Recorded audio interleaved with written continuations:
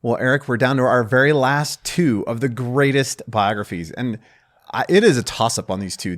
I read these two books at least once a year, but sometimes multiple times a year. But we're talking about Train for the Lord by Corrie ten Boom. And she's already made it on our list with... The Hiding Place, The Hiding Place, but she didn't write The Hiding Place. It was it wasn't ghost written. It was just written by John and Elizabeth Sherrill, who also did some of our other favorites. And so this one is actually her book, and it's interesting that it ranked higher than The Hiding Place by a long shot. Like this is I said it about Evidence Not Seen last week, but this is a masterpiece. Of course, the one next week is a masterpiece. I think we described starting last week, these are doozies, which means a double doozy. These are some of the greatest books ever written, but for reasons that maybe the world would not esteem. Right.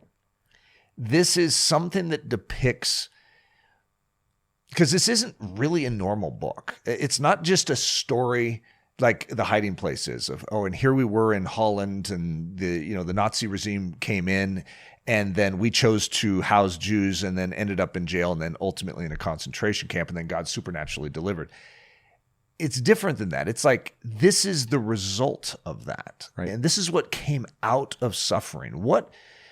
This woman was built for what happened in The Hiding Place. The decisions she made before The Hiding Place led to The Hiding Place. But then how she walked through The Hiding Place leads to this book. And this is, her name, Tramp for the Lord, is basically her journeys around the world, that are the doors that are going to open up because of what God did in her and through her in that concentration camp, which is quite a statement in and of itself. It shows the beauty out of ash, just the principle, the redemptive principle anyways. But these stories are heartwarming, they are profound, they are spiritually invigorating, and they show something which I think both of us probably land pretty close to center on, what it is about this.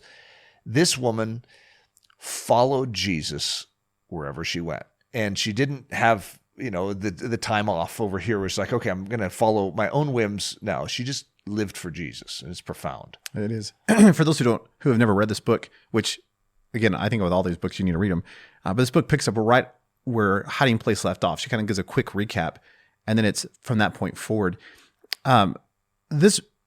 I think I've said this before so many times, but Corrie ten Boom is just one of my all-time favorite heroes. You call her a snuggle buddiette? My snuggle buddiette. So I have a couple snuggle buddies, which are the guys, which I need a better term because that's even awkward. But we don't have time for backstory. But I had this woman in my life that was just like, she is so inspirational to me. And I love Corrie ten Boom so much. So I had to put her in my snuggle buddy list, but she's a woman, so I called her my snuggle buddiette. But I love Corrie. I actually have several pictures of her in my house. So I don't know why I don't have family pictures, but I have like my heroes of the faith in my house. Corrie to me symbolizes something so precious, that here is a woman who esteemed Jesus so much. And though she walked through her entire life as a single woman, she had such a rich, intimate love relationship with Jesus. And it is so profound to see in this story just the places that God would lead her, and her faith just say, yes, Lord. Yeah. What would you say has been the impact of this book in your life? So there's two things that immediately come into my mind. Before she even starts writing, there's a foreword by, I think it's a pastor named Jamie Buckingham. Buckingham. It's something like that, right? It's not the guy who wrote the book, but it's a foreword. And he talks about Corrie coming to the United States, and he was hosting her, and she has a heart attack. And and the way she handles having a heart attack, and then the way she asks for prayer, someone who believes in healing to come in and just pray for her, and she'll be fine. She's in her, what was it, like high 80s or low 90s? Like she should, hey, Corrie, just take the day off. Just settle down. And she's healed. She's fine. And then she goes out and speaks. It's like, what is this? And that's how the book starts. That's just the foreword. But the fact that she follows the Spirit, it's like it gave me a practical, real world picture of maybe what Paul the Apostle went through in heeding the Spirit and following the Spirit on his missionary journeys.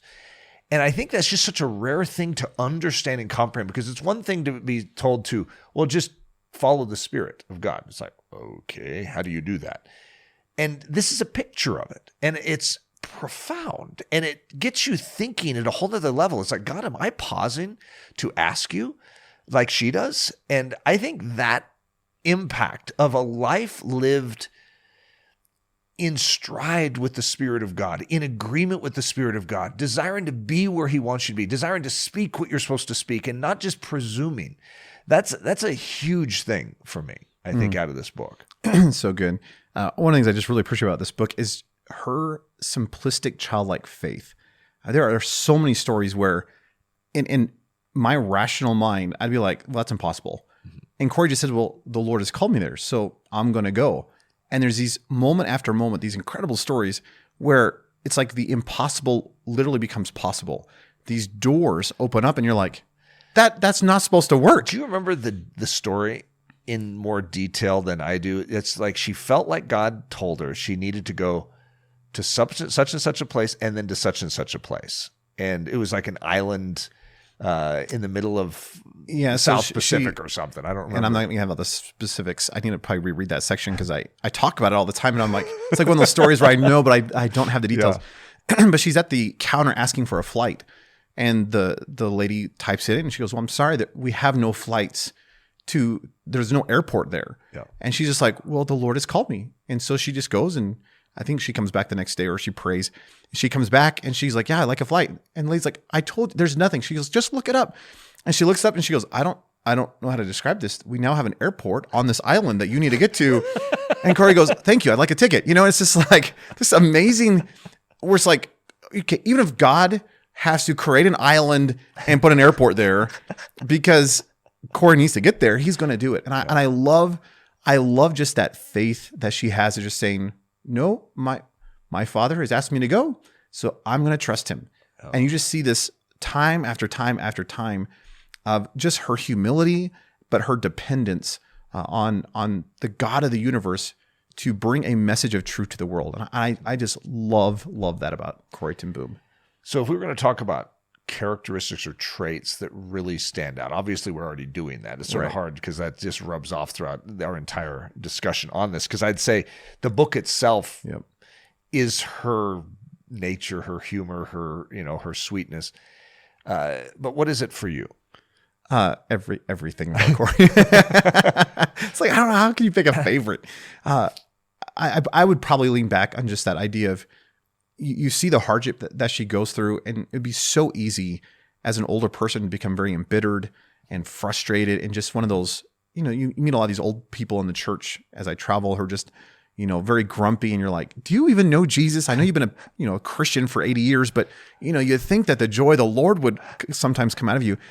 You see, like, everything that I esteem about Christianity, I actually see evidenced in Corrie ten Boom. You see the fruits of the Spirit, not that she does it perfectly, but you see love and genuine joy and faith and peace and patience just bubbling forth out of her life. And one of the things I just love about Corrie is I can look at her as a woman of God and just say, whatever it is that she has, that's actually what I want God to build in my life. Mm-hmm. And I love that reality of, she just has a very simple childlike faith. Mm-hmm.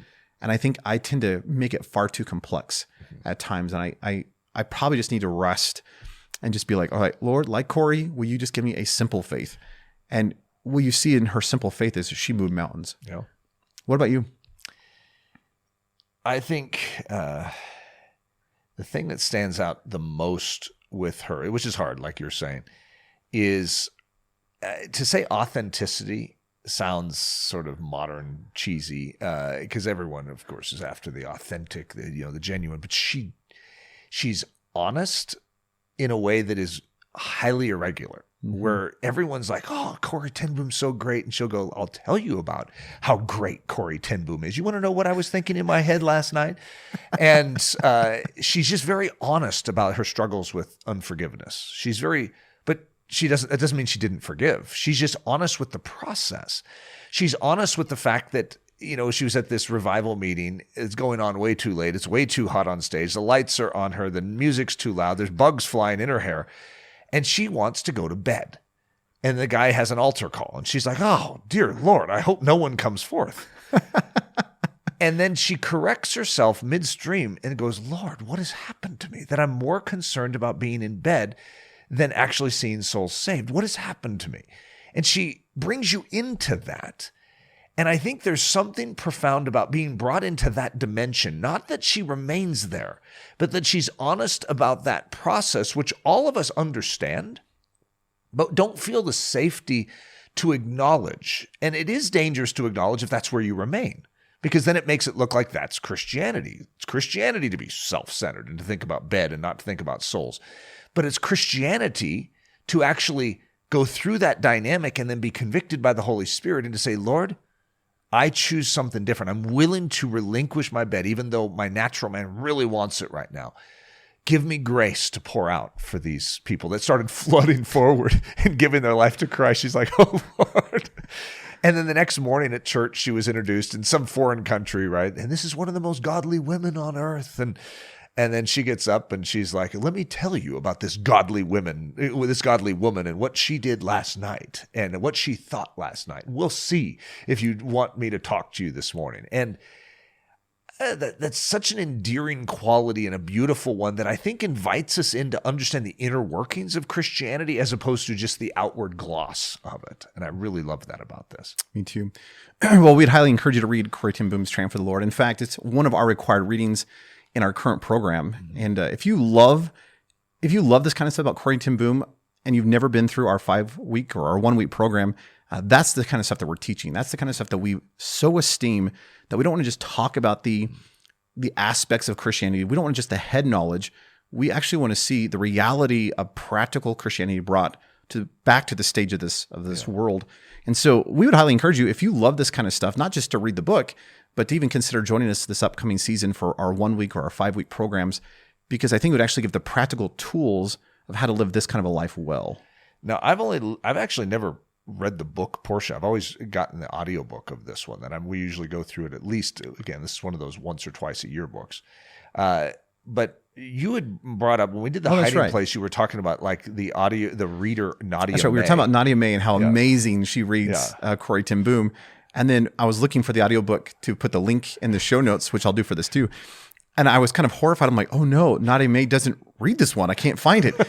And then a good friend of ours mentioned, he did some research, and the Wanda, I forgot how you say her last name, but McCaslin or something like that, is Nadia May. And so if you find the Nadia May version or the Wanda version, it is the same person. But her way of reading Corey's voice and the books is spectacular. Yeah. And I love the book version. I love the paper, but the audiobooks is actually very whimsical and very beautiful and stirring as well. It is. Well, that being said, we encourage you to read it, and blessings on your day. Thanks, Eric.